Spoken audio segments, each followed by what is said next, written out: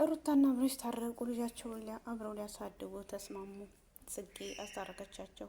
አሰላሙ አለይኩም ወራህመቱላሂ ወበረካቱ። ውድ የተከበራችሁ የቻናል ቤተሰቦች በያላችሁበት የአላህ ዘነት ራህመት ከእናንተ ጋር ይሁን እያልኩ ዛሬ ደግሞ በአዲስ ቪዲዮ ከች ብያለሁ ማለት ነው። ዛሬ ላይ የመጣሁትኝ እንግዲህ ሩታና አብርሽ ያው ትናንት ተጣልተው ነበረ። እሱ ደግሞ ለእሷ መከታ ቁሞላት ነበረ። ሩታዬ ማንም እንዳይነካትም ማንም እንዳይዘትባትም ብሎ ነበር ማለት ነው። ያው እንግዲህ ባልና ሚስት ቢጣላ ምንም ቢልም ዞሮ ተዟዙሮ እዛው ነው መገናኛቸው።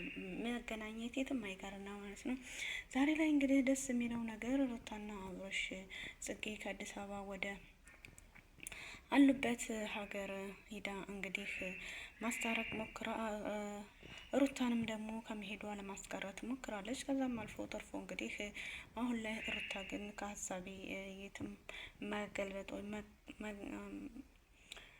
መቀየር አልችልም፣ እኔ ልጄን ይዤ ሄዳለሁኝ እያለች ነው። አብርሽ ደግሞ ወደ አዲስ አበባ መመለሻው ስለደረሰ ልጄን ይዤ መለሳለሁ እያለ ነው። ዛሬ ላይ እንግዲህ ልጁን ለአብርሽ አሳይተዋለች። አብርሽ ደስተኛ ሆኗል ማለት ነው። ምክንያቱም ያው ህፃን ልጅ አይደለ አባትነት ስሜት ሲኖረው ሁላችንም የምናውቀው ይሆናል። ያ ልጅን አይቶ ዛሬ ላይ አብሬ ልጫወተው አንቺ ሂጂ ብሎ ሸኝቷት ነበረ። እሷም ደግሞ ከሄደች በኋላ ጽጌ ጋር ሆኖ ልጃችንን ይዘን ወደ አዲስ አበባ እንሄድ ነው ያለው ማለት ነው። እንዴት ነው የሰው ልጅ ሰርጌ የሚሄደው? አብዳሃል እንዲ አብርሃም እያለችው ነበረ። ምን አስበህ ነው ሂጂ ልጄ ቀመጥ ያልካት እያለችው ነበረ። እሱም ደግሞ ያላን ሄር ብሎ ይዘዋል ማለት ነው። ጉድ ነው ዘንድሮ። ከዛም አልፎ ተርፎ እንግዲህ ያንን ልጅ ጽጌ ልትስማማ አልቻለችም። ይሄ እኮ ልጅ የራሴ ነው በማለት አብርሽም ክርክር ገብቶ ነበረ። ጽጌ ደግሞ ጭራሽ በሱ ሀሳብ ልትስማማ አልቻለችም ማለት ነው። ከዛም አልፎ ተርፎ እንግዲህ አሁን ላይ የሄርሜላም ወንድም ያው አይታችኋል። ሩታን እና አብርሽ አንድ ላይ ከሆኑ እህቴን ይህንን ሁሉ ህይወቷን ያበላሻት እና እስከዛሬ ድረስ የተጫወተባት ሩታ ጋር ከሆነ እኔ አለቀውም በማለት ዝቶበት ነበር ለአብርሽ። አብርሽ እንግዲህ ያው ሄርሜላ መጣችበት እንጂ እሱ አልሄድም። ምክንያቱም አናቤላ አስተዋውቀው እዚህ ደረጃና አብርሽንና ሩታንም ህይወታቸው ከትዳራቸው ለመበተን የቻለችው እራሷው መጣ ስለሆነ የአብርሽ የሄርሜላ ወንድም እንግዲህ ትፍ ማለቱ ቢቀር ይሻላል እንላለን። አብርሽ እንግዲህ እና አቤልን ሁሉ አስጠንቅቆ ሩታ ላይ ማንም እንዳይደርስባት የሚል ሀሳብና ዛቻ ፈጥሯል ማለት ነው። ያው ሁሌም ቢሆን እንደዛ ቢታሉም እሷ ደግሞ እኔ እኮ ልጄን ወዴትም ትቼ አልሄድም፣ ልጄን ይዤ ወደምፈልግበት ሀገር ሄጄ ሰላሜን አገኛለሁ ነው ያልኩህ እንጂ አሁን ላይ ሌላ ሀሳብ እንድታመጡ አይደለም። ጽጌ ምን ሆነሽ ነው እያለች ነበር ሀሳብ የሰጠቻት ማለት ነው። ከዛም አልፎ ተርፎ እንግዲህ አሁን ላይ በጣም የሚገርመው ነገር አብርሽ ልጁን ይዤ ከእናቱ ነጥሌ ላሳድግ የሚል ሀሳብ ነበረ። እሷ ደግሞ ጭራሽ ልትስማማም የማትችል ነበረች ማለት ነው። እንግዲህ ያም ሆነ ያም አብርሽ ይህን ህፃን ልጅ ከእናቱ ለይቶ ላራቻው ሊያደርገው ነው። ግን ሩታ አሁን ላይ በነ ጽጌና በቤተሰቦቿ ያው ምክንያት ከሀገር ላለመውጣት እንግዲህ ሀሳቧን እንደምትቀይርም እርግጠኛ ነን ማለት ነው። ሄርሜላ ደግሞ ያው በገዛ እጅሽ መተሽ እንግዲህ አሁን ላይ ሩታና አብርሽ ምንም ቢራራቁም ዞሮ አንድ ላይ መሆናቸው አይቀርም። አሁን ላይ ግን ያው ሩታም ከሀሳቧ አስብና ከሀገር ለመውጣት እንደምትቀር እናስባለን። ምክንያቱም ይሄ አብርሽ እንግዲህ ልጁን ያላባት ይዛ ሄዳ ስደት ላይ ማሳደግ ማለት ብዙ ችግርና ብዙ ነገር ይገጥምሻል ብላ ሄርሜላ ቲጂ መክራት አለች። እንግዲህ እሷም ከሰማቻት የቤተሰቦቿን ምክር መስማት ይኖርባታል እላለሁ ማለት ነው። እና ውዶችዬ ዛሬ ላይ በጣም የሚያስደስተው ነገር አብርሽ ልጁን ስላገኘ ደስ ብሎታል።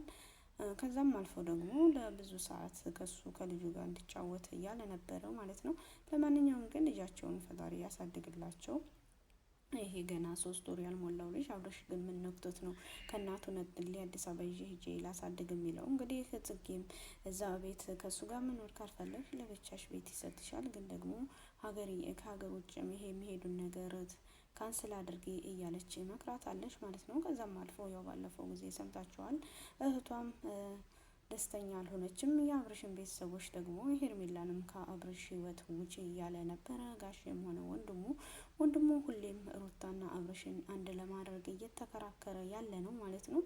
ዛሬም ነገም አብርሽና ሩታ አይለያዩም። አንቺ እንደ በግ መተሽ ነው የተደበለቅሽው። ስለዚህ ውጪ ከወንድሜ ህይወት። ደግሞ ምንድን ነው ያንቺ እንደዚህ መሆን እያላት ነበር ማለት ነው። እሷም ደግሞ አብዝተዋለች እንጂ ሩታ ሄርሜላ የምትባለዋ ማለት ነው። ምክንያቱም የሰው ትዳር ፋርሳ፣ በዛ ላይ ደግሞ አግባኝ እያለች ቀለበት ካላደረክልኝ አይገርማችሁም? ጉድ እኮ ነው። አብርሽ ደግሞ ያው ለእሷ ሳይሆን ይቅርታ ማድረግ የሚገባ ለሩታ ሁሉንም ነገር አድርገ በቃ ይሄንን ህይወት የድሮውን ሰው የማይሳሳት ነገር የለምና አይደለም ሰው የብረትም ከብረት ዝገትና ከሰው ስህተት የሚባል አለ። ያንንም አልፎ እንግዲህ ስህተታችሁን አርማችሁ በአንድ ላይ መቀመጥና ልጃችሁን ብታሳድጉ ደስ ይለናል፣ ለሁላችሁም ማለት ነው። እንግዲህ ውዶችዬ አላህ ሱብሃነሁ ወተዓላ ያው ህይወት ብዙ አድካሚ ፈተና ብትሆንም ግን ያንን ደግሞ በትዕግስትና በሶብር ማለፍ ግድ ይለናል ማለት ነው። በዛም ላይ እንግዲህ አሁን ላይ ሩታና አብርሽ ብዙ መከራና ህይወትን ቢያሳልፉም አሁን ላይ ሩታ ይሄ ሁሉ አልፎ እንግዲህ ወደ ውጭ ወደ ሌላ ሀገር ለመሄድ እየተዘጋጀች ወረቀቷ ሁሉ መጥቶልኛል የሚል ሀሳብ አላት። እንግዲህ ሩታ ከሌላ ሀገር ትሄዳለች ወይስ አብራ መታ ከአዲስ አበባ ልጇን ታሳድጋለች የሚለውን ደግሞ በቀጣይ የምናይ ይሆናል ማለት ነው። እንግዲህ አሁን ላይ ያው አብርሽም ልጄን ይዤ እሄዳለሁ እያለ ነበረ። እሷም ደግሞ ልጄን የትም ትቼ አልሄድም እያለች ነው። አሁን ላይ ግን ልጁን አብርሽ ወደ አዲስ አበባ ይዞ ሊሄድ ነው ብትባል ምን እንደምትሰማ ራሱ አናቅም ማለት ነው። ጉድ ነው። እና ሄርሜላ ከአብርሽ ህይወት ወጪ ቤተሰቦቹ ለራስሽ መጀመሪያ ክብር ይኖርሽ ማለት ነው። የሰው ልጅ ቤተሰቦቹን ስታከብሪ እነሱ ሲያከብሩሽ ነው። ነገ ጧት አብርሽ ልክ እንደ ሩታ ቢሄድ አንቺን ማንም ፈላጊ እንደሌለሽ ሜዳ ላይ እንደምትወርቅ ይሄን አትሰቢ። የሄርሜላ ወንድም ደግሞ አብርሽን መዛት አያስፈልግህም። ምክንያቱም እቺ ልጅ ሂዳበት እንጂ አንሷ ሂዳበት እንጂ እሱ ለምኖ ሂዶ ነይ ብሎ አላመጣትም። ስለዚህ እህትን እንደዛ እስከምትዛልል ድረስ አንተ ራስህ መቆጣጠር ነበረብህ እንጂ ከሄደች በኋላ ለምን? ሴት ልጅ ናት እኮ እሷ ናት ክብሯን መጠበቅ የሚገባት እንጂ አብርሽ ይዝን ላይ በእርግጥ አላጠፋም አይደለም። እሱ ባለትዳር ሆኖ ከነፍሰ ጡርነት እስከ መውለድ ድረስ ስትደርስ አብርሽ ለሩታ ከጎኗ አልነበረም። ያ ሁሉን ያሳለፈው ከሄርሜላ ጋር ነበረ። ይህ ሁሉ ደግሞ ያው ያንተ ስህተት መሆኑን ማንኛችንም እናውቃለን ማለት ነው። የትዳርህን ክፍተት የፈጠርከው በእጅ ስለሆነ አሁን ላይ ግን ያው እንዳለችም ጅብ ከሄደ ውሻ ጮኸ። ከሁሉም ነገር ካለቀ በኋላ ዝም ብሎ ቢጮህ ውሻው ምንም ማድረግ አይችልም። ምክንያቱም አንተም ሁሉም ነገር ካለቀልኝ በኋላ አሁን ላይ ብትለፈልፍ የሆነ ነገር አደርጋለሁ ብትልም ምንም የምታመጣው ነገር የለህም። እኔ ሁሉን ጨርሼ ለበረራ እየተዘጋጀሁ ነው ብላለች። እንግዲህ ሩታ ማለት ነው። ሩታ ልጇን ይዛ ከሀገር ልወጣ ነው፣ ግን በጽጌና በቤተሰቦቿ ምክንያት ሀሳቧን እንደምትቀይር ሁላችንም ምኞት ነው ማለት ነው። ምክንያቱም ይሄን ህፃን ልጅ ገና 3 ወር ያልሞላውን ከእናቱም ከአባቱም ቢያንስ የሰው ልጅ ብር ወይም ገንዘብ ሳይሆን ፍቅር አለ። ያንን ደግሞ ግዴታ እናትና አባት አንድ ላይ ሆነው ቢያሳድጉ ሁላችንም ምኞታችን ነው። እንግዲህ ሄርሜላና አብርሽን አንድ ላይ እንደሚሆኑ ብዙ ሰዎች ምርጫ አላቸው። የኛ ደግሞ የብዙ ፐርሰንት ደግሞ የሰዎች ምርጫ የምንሆነው ሩታና አብርሽ አንድ ላይ ሆኖ ማየት የምንፈልግበትና ልጃቸውን በጋራ አሳድገው እንግዲህ ትልቅ ደረጃ የሚያደርሱ ያድጋቸው እንላለን ማለት ነው። እና ውዶችዬ አላህ ሱብሃነሁ ወተዓላ በያላችሁበት ሰላማችሁ ብዝዝት ትርፍርፍ ይበል። እንግዲህ አብርሽንና ሩታንም አንድ ላይ ሆነው ልጃቸውን የሚያሳድጉ ያድርጋቸው እያልኩኝ ከዚሁ ለያቸዋለሁ ማለት ነው።